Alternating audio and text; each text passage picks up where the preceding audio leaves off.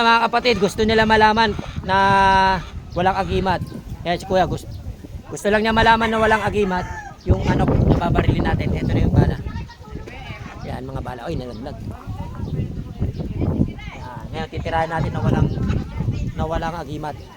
Para maniwala sila na talagang legit yung agimat natin. Tatakpan na natin uli.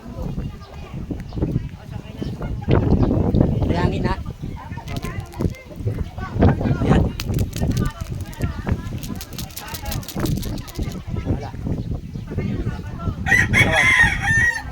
Hindi ko na siya bibirahin. Hindi ko na orasyonan. Wala nang agimat yan mga kapatid ha. Papakita mo rin na. Wala nang suot na agimat. Wala na pong suot na agimat. Sige. Yan na.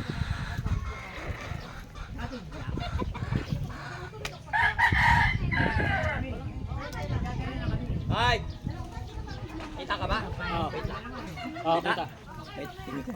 Okay. Yan, mga kapatid ha, wala lang agimat yan.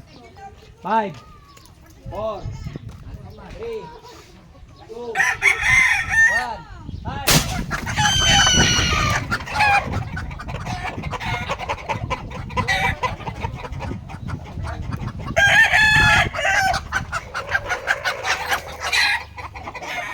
Tama yan.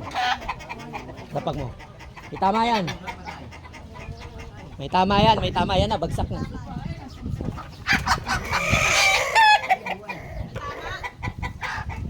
Tama ba? Meron yan. Meron? Ha? Bagsak mo nga, bitawan mo. Meron yan. Oh, meron, tama. Hindi, bitawan mo na lang. Huwag mo pakita yung dugo. Hindi, bitawan mo lang. Mo lang. Bitawan mo na siya. Hindi, bitaw.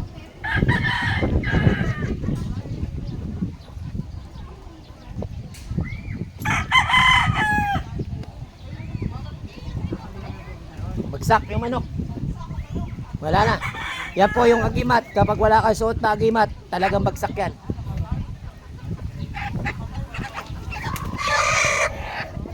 Hindi, wag mo na pakita yung dugo. Bagsak, bitawan mo lang para ano. Hindi, wag mo. Bitawan mo lang.